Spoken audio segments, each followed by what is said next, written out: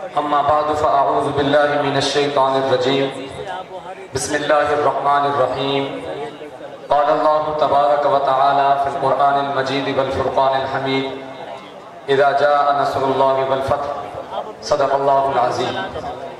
واجب الاحترام قابل تکریم علماء کرام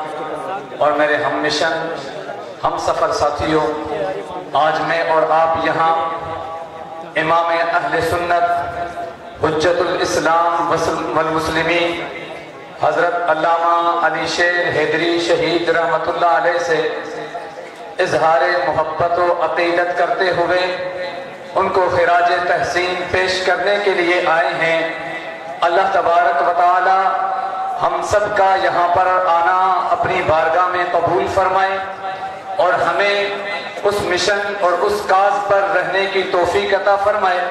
کہ جس مشن، کاز اور محنت کے لیے میرے قائد نے اپنی جان کا نذرانہ پیش کر دیا، اور ہر آن ہر گھڑی علامہ علی شیر حیدری شہید رحمت اللہ علیہ کی زندگی کا ہر لمحہ یہ دلالت کرتا ہے اس بات پر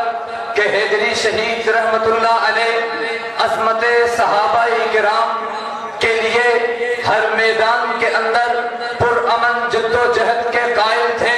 حیدری شہید رحمت اللہ علیہ کا جج کے سامنے بیٹھ کر دلائل کے ذریعے سے اس کو قائل کرنا دلالت کر رہا ہے اس بات پر کہ میرا حیدری پرامن طریقے سے جد و جہد کرتے ہوئے دشمنان صحابہ کو عدالت کے کٹہرے میں لا کر ان کو وہ سزا دلوانا چاہتے تھے کہ جس سے وہ عزت کی زندگی نہ بسر کر سکے۔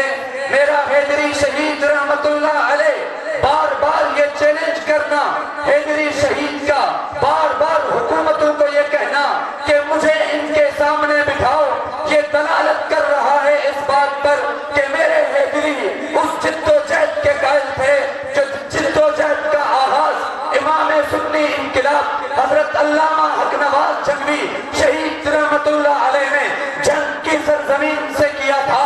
اور اسی کاز اور مشن اور محنت پر انشاءاللہ العزیز ہم چل رہے ہیں، چلتے رہیں گے جب تک اس جسم کے اندر خون کا ایک قطرہ ہے۔ آج سب یہاں جمع ہو کر خاد لہرا کر عزم کرتے ہیں، ارادہ کرتے ہیں، اے میرے قائد، اے میرے مرشد، جب تک اس جسم کے اندر خون کا ایک قطرہ ہے انشاءاللہ العزیز عظمت صحابہ کے علم کو